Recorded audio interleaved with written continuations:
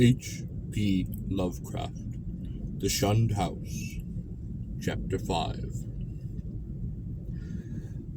I had been lying with my face away from my uncle's chair, so that in this sudden flash of awakening, I saw only the door to the street, the more northerly window, and the wall and floor and ceiling toward the north of the room. All of it photographed with a morbid vividness on my brain, in a light brighter than the glow of the fungi or the rays from the street outside.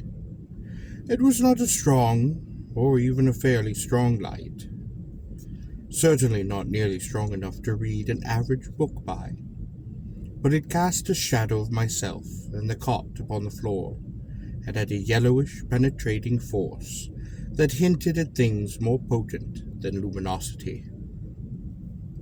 This I perceived with unhealthy sharpness, despite the fact that two of my other senses were violently assaulted, for on my ears rang the reverberation of that shocking scream, while my nostrils revolted at the stench which filled the place.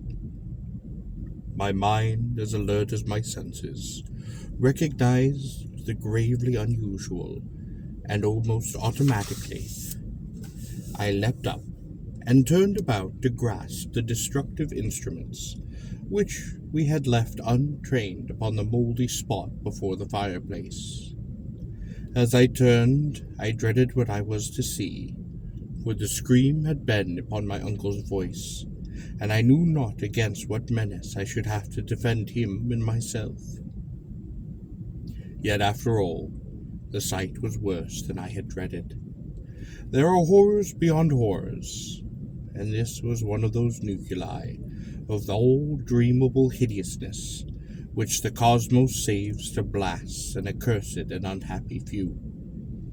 Out of the fungus-ridden earth streamed up a vaporous corpse light, yellow, diseased, which bubbled and lapped to a gigantic height in a vague outline, half human, half monstrous, through which I could see the chimney and fireplace beyond. It was all eyes, wolfish and mocking, and the rugose insect-like head dissolved at the top to a thin stream of mist which curled putridly about and finally vanished up the chimney. I say that I saw this thing, but it is only in conscious retrospection that I ever definitely traced its damnable approach to a form. At the time, it was to me only a seething, dimly phosphorescent cloud of fungus loathsomeness, enveloping and dissolving to an abhorrent plasticity the one object to which all my attention was focused. That object was my uncle, the venerable Elu Whipple, who, with blackening and decaying features, leered and gibbered at me, and reached out dripping claws to rend me in the fury which this horror had brought.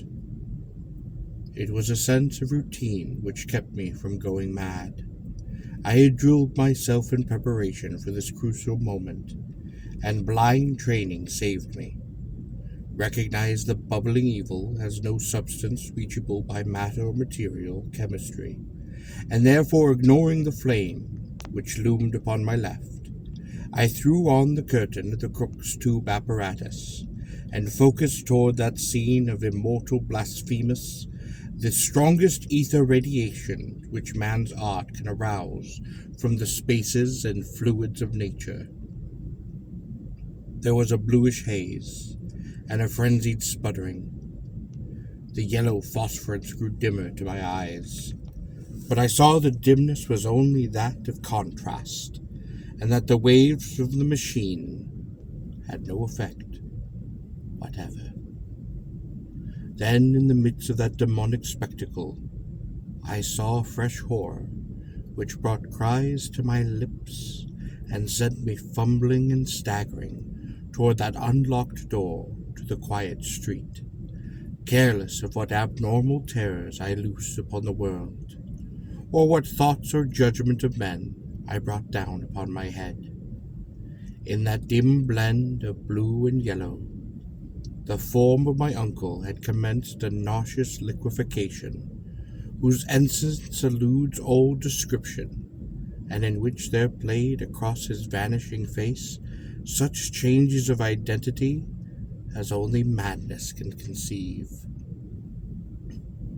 He was at once a devil and a multitude, a charnel house and a pageant.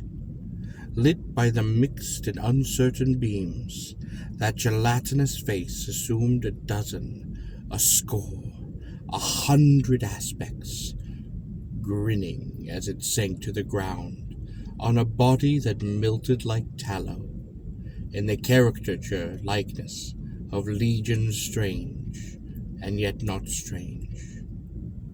I saw the features of the Harris line, both masculine and feminine, adult and infant, and other features old and young, coarse and refined, familiar and unfamiliar. For a second there flashed a degraded counterfeit of a miniature of a poor mad Roby Harris that I had seen in the School of Design Museum. Another time I thought I caught the raw-boned image of Mercy Dexter as I recalled her from a painting in Carrington Harris's house. It was frightful beyond conception. Toward the last, when a certain curious blend of servant and baby visages flickered close to the fungus floor, where a pool of greenish grease was spreading, it seemed as though the shifting features fought against themselves and strove to form contours like those of my uncle's kindly face. I like to think that he existed at that moment, and that he tried to bid me a farewell. It seems to me I had coughed a farewell from my own parched throat as I lurched out onto the street, a thin stream of grease following me through the door to the rain-drenched sidewalk. The rest is quite shadowy and monstrous. There was no one in the soaking street, and all the world there was no one that I dared tell. I walked aimlessly south past College Hill and the Athenaeum, down Hopkins Street, and over the bridge to the business station, where tall buildings seemed to guard me, as modern material things guard the world from the ancient and the unwholesome wonder. Then gray dawn unfolded wetly from the east, silhouetting the archaic hill and its venerable steeples, and beckoned me to the place where my terrible work was still unfinished. And in the end I went, wet, hatless, dazed in the morning light, and entered that awful door in Benefit Street, which I had left ajar, and which still swung cryptically in full sight of the early householders to whom I dared not speak. The grease was gone. The moldy floor was porous, and in front of the fireplace was no vestige of the giant doubled-up form in nitre. I looked at the cot, the chairs, the instruments, my neglected hat, and the yellowed straw hat of my uncle. Dazedness was uppermost. I could scarcely recall what was dream, what was reality. Then a thought tickled back, and I knew that I had witnessed things more horrible than I had dreamed. Sitting down, I tried to conjecture as nearly as sanity would let me just what had happened, and how I might end this horror. If indeed it had been real, matter it seemed not to be, nor ether, nor anything else conceivable by my mortal mind. What then but some exotic emanation, some vampirish vapor, which as Exeter rustics tell us, lurking over certain churchyards? This I felt was the clue, and again I looked at the floor before the fireplace, where the mold and nitre had taken strange forms. In 10 minutes my mind was made up, and taking my hat I set out for home, where I bathed, I ate, and I gave by telephone an order for a pickaxe, a spade, and a gas mask, 6 carboys of sulphuric acid, and all to be delivered the next morning upon the cellar door of that shunned house in Benefit Street. After that, I tried to sleep.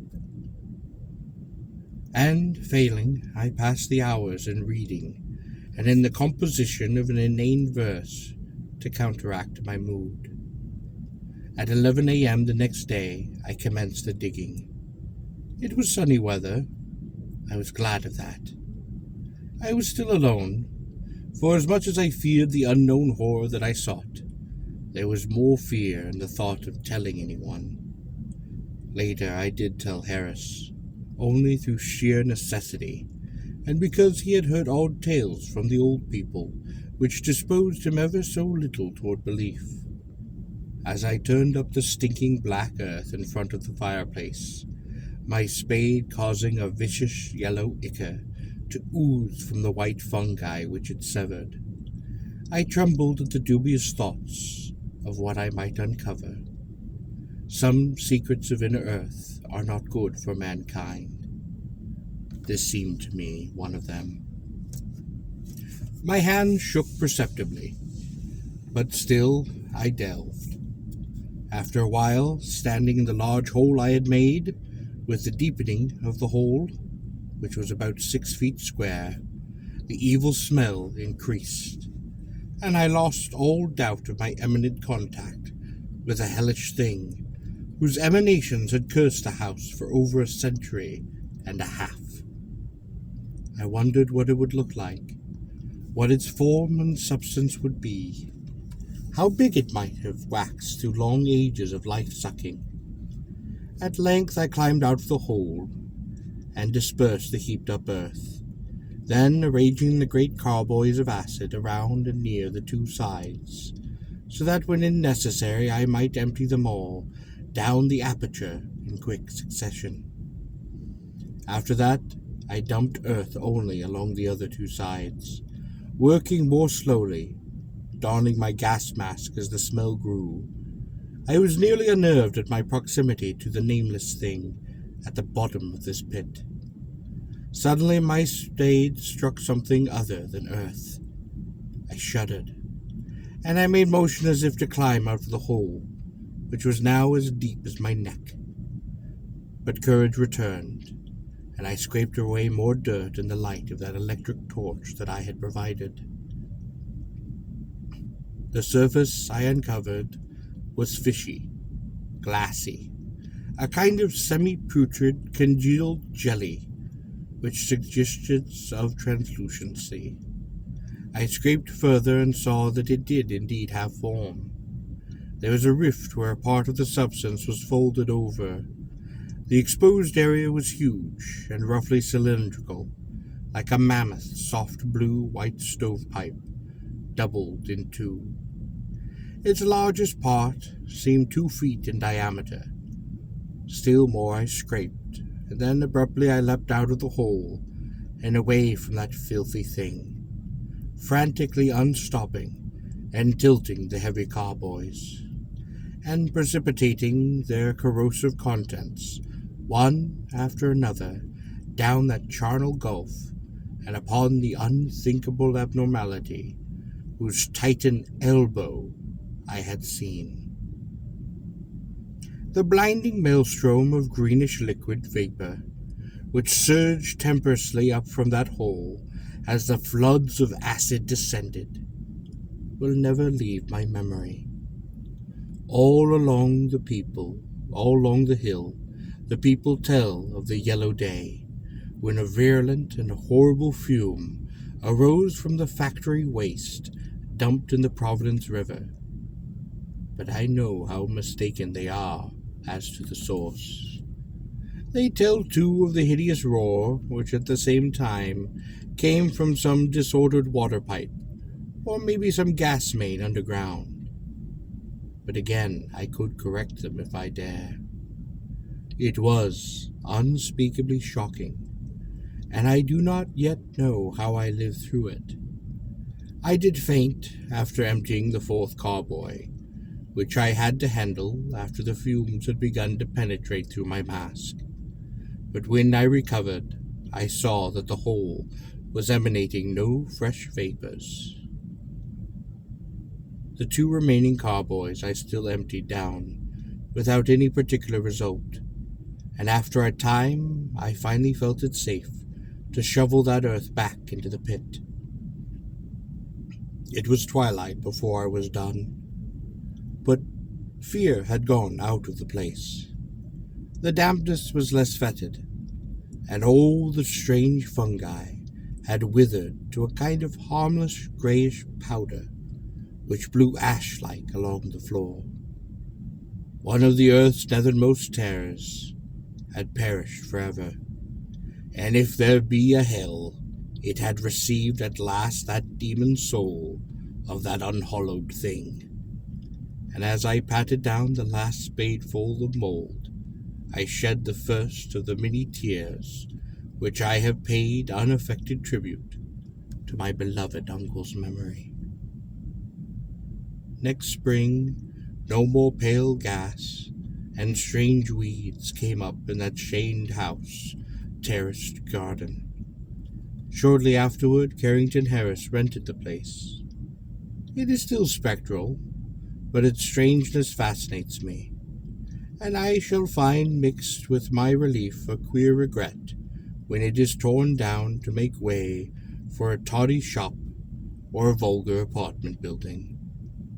Those barren old trees in the yard have begun to bear small, sweet apples, and last year the birds nestled in their gnarled boughs.